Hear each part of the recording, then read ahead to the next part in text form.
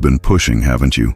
Forcing doors that refuse to open, chasing people who walk away, clinging to outcomes that slip through your fingers like water.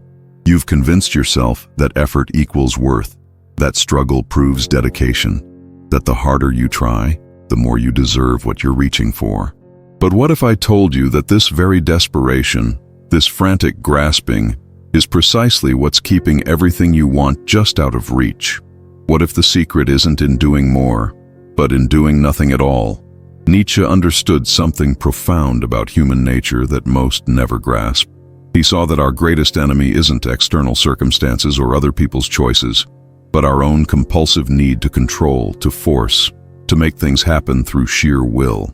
The individual has always had to struggle not to be overwhelmed by the tribe, he wrote, but what he didn't say explicitly is that sometimes the tribe we're fighting is the one inside our own minds, the collective voice that screams, "You must do more, try harder, be better," until we're exhausted and empty.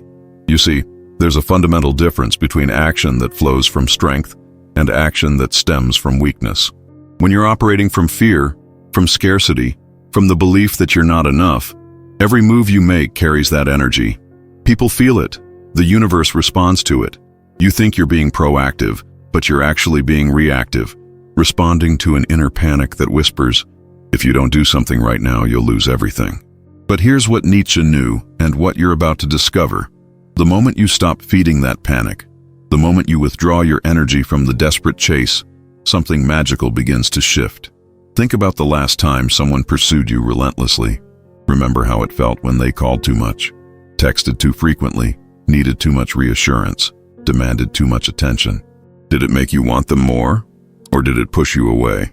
Did their desperation increase their attractiveness in your eyes, or did it reveal something deeply unattractive about their relationship with themselves? Now turn that mirror inward. What energy have you been putting out into the world? What desperation have you been broadcasting without even realizing it?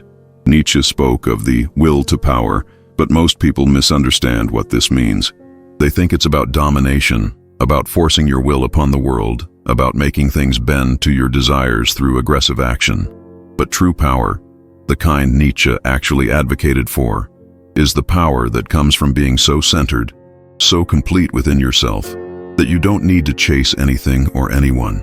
It's the power of the person who can walk away, who can say no, who can exist beautifully in their own company without requiring external validation to feel whole. When you stop chasing, you force the world to respond to your stillness instead of your movement. When you withdraw the desperate energy you've been pouring into situations and relationships, you create space for something new to emerge. Nature abhors a vacuum, and when you stop filling every moment with frantic activity, with endless attempts to control outcomes, the universe has room to work its own magic. But this requires something most people find terrifying. It requires you to trust that you are enough, exactly as you are, without doing anything more. Here's what happens when you truly embrace this principle. That job you've been desperately applying for, sending follow-up emails, networking frantically to obtain. When you stop the desperate pursuit and focus instead on becoming genuinely excellent at what you do, opportunities begin to find you. That person you've been texting constantly, trying to win over, proving your worth to at every turn. When you stop chasing and start living your own life fully, you become magnetic in a way that desperation never could achieve. Those friends who take you for granted because you're always available, always accommodating, always there. When you step back and stop being so accessible, they suddenly remember your value. But let me be clear about what I'm not saying. This isn't about playing games, about manipulative withdrawal designed to make others chase you. Nietzsche would have despised such calculated artifice. This is about genuine detachment, about finding your center and operating from there instead of from a place of need. It's about recognizing that when you're constantly doing, constantly pushing, constantly trying to make things happen, you're actually operating from a belief that the universe is working against you, that you must fight for every scrap of love, success, and happiness that comes your way. Nietzsche wrote, "He who would learn to fly one day must first learn to stand and walk and run and climb and dance. One cannot fly into flying." Most people interpret this as encouragement to keep pushing, to keep doing more. But look deeper. Before you can fly, you must first learn to stand. Standing requires stillness, balance, the ability to be present with yourself without falling over. Most people skip this crucial step. They try to run before they can stand, and then wonder why they keep stumbling, why everything feels so difficult, why success feels so elusive. The paradox is this: the more desperately you want something, the more likely you are to repel it.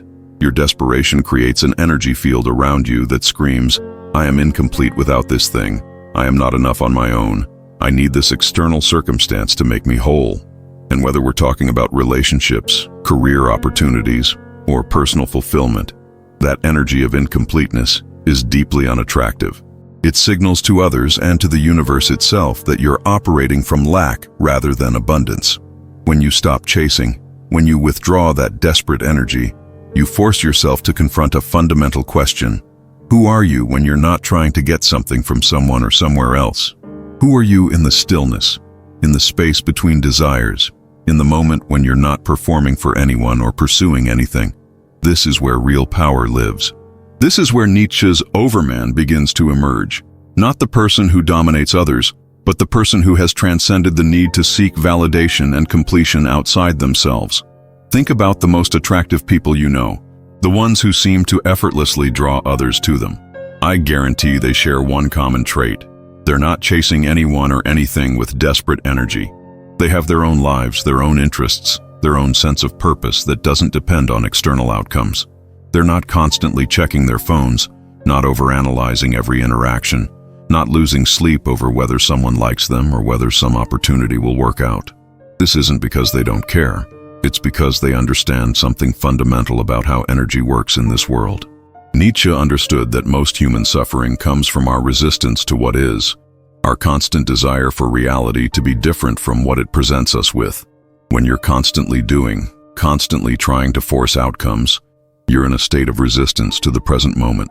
You're saying, "This isn't enough. I need more. I need different. I need to make something happen right now." But what if the present moment, exactly as it is, contains everything you need? What if your constant doing is actually preventing you from receiving what's trying to come to you naturally? Here's a truth that will shake you if you let it. The universe is not withholding anything from you. You are withholding yourself from the universe. Every time you act from desperation, every time you chase what's moving away from you, every time you try to control an outcome through force, you're broadcasting the message that you don't trust life to support you. And life, being the mirror it is, reflects that lack of trust back to you in the form of more struggle, more resistance, more reasons to feel like you have to fight for everything. But the moment you stop fighting, the moment you relax into trust, everything begins to shift. This doesn't mean becoming passive or lazy. It means learning to act from inspiration rather than desperation, from love rather than fear, from abundance rather than scarcity. It means becoming so comfortable with yourself, so genuinely content with your own company, that you don't need anything or anyone else to complete you. When you reach this state, and it is a choice, not a destination, you become irresistible, not because you're trying to be, but because you're no longer trying at all. You're simply being yourself, fully and unapologetically, without the desperate edge that comes from needing external validation. People feel this energy and are drawn to it. Opportunities align with it. Life conspires to support it because you're finally in harmony with how energy actually flows in this universe. Nietzsche wrote about the eternal recurrence, the idea that we should live as if we had to repeat this exact life infinite times. Would you want to repeat a life spent in constant chase, in endless desperation, in perpetual dissatisfaction with what is? Or would you choose to live a life of such presence, such acceptance, such inner completeness, that repeating it eternally would be a joy rather than a burden?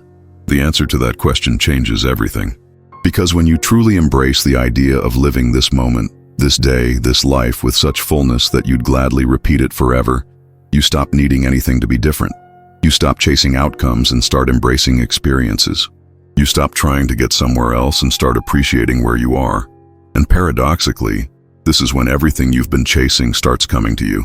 So here's your challenge, your invitation, your path to freedom. For the next 30 days, do nothing. I don't mean literally nothing. Continue your responsibilities, maintain your commitments, take care of yourself and those who depend on you. But stop the chase, stop the desperate texting, The constant checking, the frantic networking, the obsessive planning, the endless strategizing about how to make things happen. Stop trying to control outcomes and start trusting the process. Watch what happens when you withdraw your desperate energy from the equation. Watch how people who've been taking you for granted suddenly pay attention when you're no longer always available. Watch how opportunities begin to present themselves when you're no longer frantically searching for them. Watch how your own inner peace expands when you're no longer constantly agitated by the need to make something happen right now. This is the paradox Nietzsche understood. True power comes not from doing more, but from needing to do less. True attraction comes not from chasing, but from being so complete within yourself that others are drawn to your wholeness. True success comes not from forcing outcomes, but from aligning so completely with your authentic self that the right opportunities can't help but find you. The hardest part isn't learning to do nothing. It's learning to trust that doing nothing can be enough. It's learning to believe that you are worthy of love, success, and happiness, not because of what you do, but because of who you are. It's learning to operate from the assumption that life is conspiring to support you rather than working against you, and that your job isn't to force outcomes, but to remain open to receiving what's meant for you. Nietzsche's overman isn't the person who dominates through force. It's the person who has transcended the need to dominate at all. It's the person who is so secure in their own worth, so comfortable with their own power, so trusting of life's abundance, that they can afford to be still, to wait, to allow things to unfold naturally, rather than trying to muscle their way through every challenge. You've been fighting a war that doesn't need to be fought. You've been solving problems that don't exist by creating strategies for battles that are only happening in your mind. The moment you lay down your weapons, the moment you stop treating life like something you need to conquer, you'll discover that life has been trying to embrace you all along. You just couldn't feel it through all the noise of your own resistance. Do nothing and watch how everything falls into place. Not because the universe owes you anything, but because you finally stop blocking the flow of what was always trying to reach you. Not because you become passive, but because you become powerful in a way that doesn't require constant effort to maintain. Not because you stop caring, but because you start trusting that what's meant for you will find you when you're ready to receive it. This is Nietzsche's gift to you. The understanding that your worth isn't determined by how hard you try, but by how authentically you exist. Your value isn't measured by how much you do, but by how present you are with what is. Your power doesn't come from forcing outcomes, but from being so aligned with your true self that the right outcomes naturally gravitate toward you. Stop chasing. Start being. Do nothing, and watch how everything transforms. But let me tell you what will happen in those first few days when you truly commit to this path. Your mind will revolt. It will scream at you that you're being lazy, that you're giving up, that you're letting opportunities slip away. This is the voice of what Nietzsche called the herd mentality, the collective conditioning that has taught you that your worth is measured by your productivity, your value determined by your constant motion. This voice will tell you that stillness equals stagnation, that not chasing means not caring, that doing nothing means being nothing. Ignore it. This voice has been lying to you your entire life. What you'll discover in the silence between your desperate actions is something extraordinary. You'll meet yourself, perhaps for the first time, without the constant distraction of pursuit, without the endless noise of trying to make things happen. You'll be forced to confront who you actually are beneath all the doing. And this confrontation, this meeting with your authentic self, is where real transformation begins. Nietzsche wrote about the importance of becoming who you are, but most people never get the chance because they're too busy trying to become who they think they should be. They're so focused on external achievements, on meeting other people's expectations, on chasing society's definition of success, that they never pause long enough to discover their own inner compass. The practice of doing nothing forces this discovery. It strips away all the external noise and leaves you face to face with your essential nature. And here's what you'll find in that space. You are enough, not because of what you've accomplished, not because of who loves you, not because of what you own or where you work, or how others perceive you. You are enough because existence itself has deemed you worthy of being here. The very fact that you draw a breath, that consciousness flows through you, that you have the capacity to experience this moment, this alone makes you infinitely valuable. But the ego will resist this truth with everything it has. The ego thrives on the story that you need to earn your worth, that you must prove your value, that love and success and happiness are things you must acquire rather than recognize as your natural inheritance. When you stop feeding this story through constant action, when you refuse to participate in the lie that you're not enough as you are, the ego will throw everything it has at you to get you back in line. This is the dark night of the soul that precedes every genuine transformation. Nietzsche called it the abyss that gazes back into you. When you stop running from yourself through constant activity, you must finally confront everything you've been avoiding. Your fears, your insecurities, your deep-seated beliefs about your own worthiness. This confrontation is not comfortable, but it is absolutely necessary, because on the other side of this darkness lies freedom. Real freedom.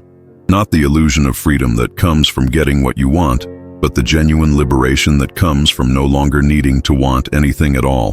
When you can sit in the silence of your own being and feel complete, when you can exist without external validation and feel whole, when you can face an uncertain future without needing to control every outcome, this is when you become truly powerful.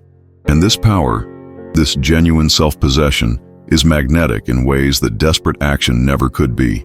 People sense when someone has found their center, when they no longer need anything from anyone else to feel complete.